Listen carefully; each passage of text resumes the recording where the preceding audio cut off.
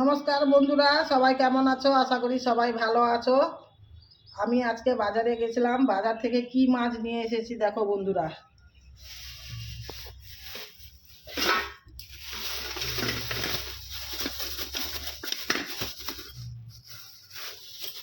আমাদের রান্নাঘরে খালে এটাকে আমরা বলি ভাজা তালি। এই মাছগুলো ঝোল করলে খুব ভালো টেস্ট হয়। তো এইগুলো আজকে সবুজ কফি দিয়ে এই মাছগুলো দিয়ে একটা ঝোল বানাবো। তাই চলো মাছগুলো কেটে নিই।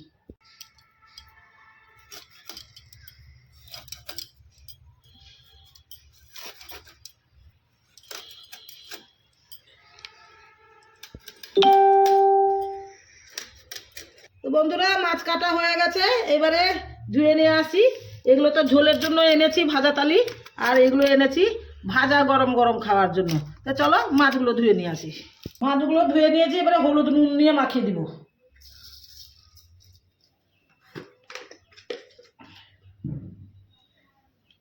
হলুদ ভালো করে মাখিয়ে নিব। মাছগুলো একটু শক্ত টাইপের হয়, কিন্তু মাছগুলো টেস্টি হয়।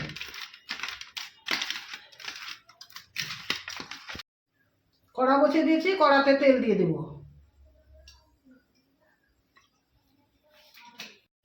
তেল গরম হয়ে গেছে, মাছগুলো ভেজে নেব।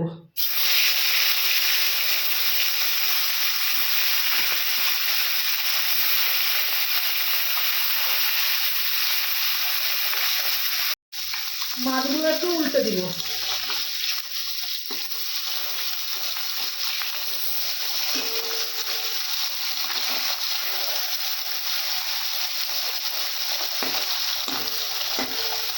মাছগুলো ভাজা হয়ে গেছে, তুলে দিব।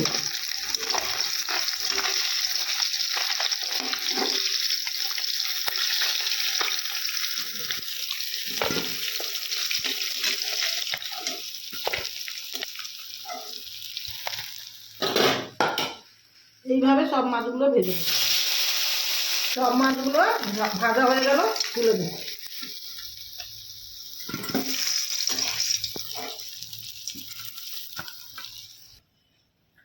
বন্ধুরা দেখো, এই যে হচ্ছে ফুলকপি, কিন্তু এটা সবুজ। কিন্তু এই সবুজ কপির অনেক গল্প আছে।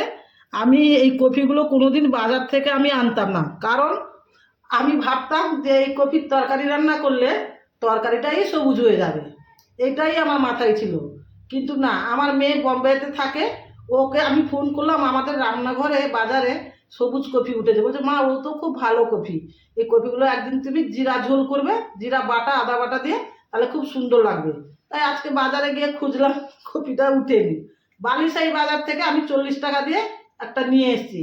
তে আজকে আমি ফুলকপি আর আলু দিয়ে ঝোল বানাবো, জিরা ঝোল। কপিগুলো আমি এখন ভেজে নিচ্ছি।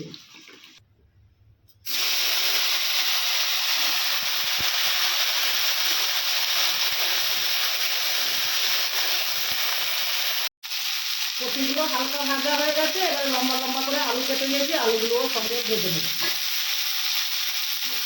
একটু হলুদ দিব, ভালো করে নাড়াচাড়া করে নিচ্ছি। কপি আলুগুলো ভাজা হয়ে গেছে, এবারে তুলে নেব।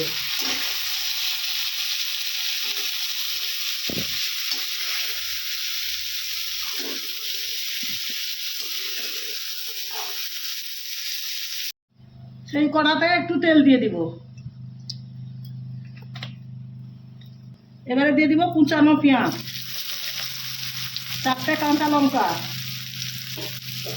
একটু নাড়াচাড়া করে নেব।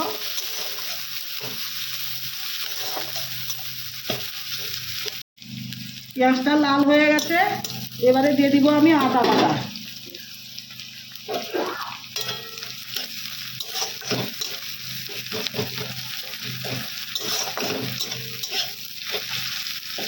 এবারে দিয়ে দিব সামান্য লঙ্কা গুঁড়ো, কারণ কাঁচা লঙ্কা পড়েছে। হলুদ গুঁড়ো, ধনে গুঁড়ো, ভালো করে নাড়াচাড়া করে দিব। এবারে দিয়ে দিব টমেটো কুচি।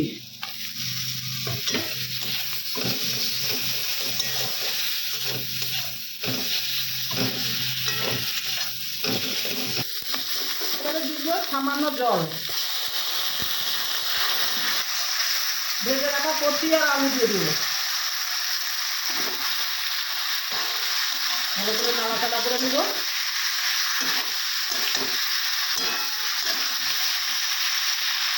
এবারে দিয়ে দেবো লবণ,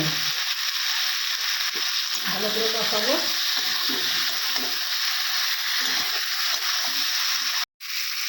কষানো হয়ে গেছে, এবার আমি জল দিয়ে দেবো।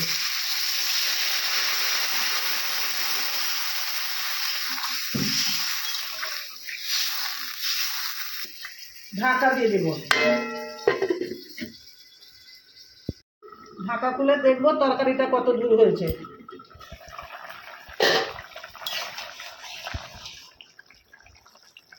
আলুগুলো সিদ্ধ হয়ে গেছে, কপিগুলোও সিদ্ধ হয়ে গেছে। এবারে ভেজে রাখা মাছগুলো দিয়ে দেবো।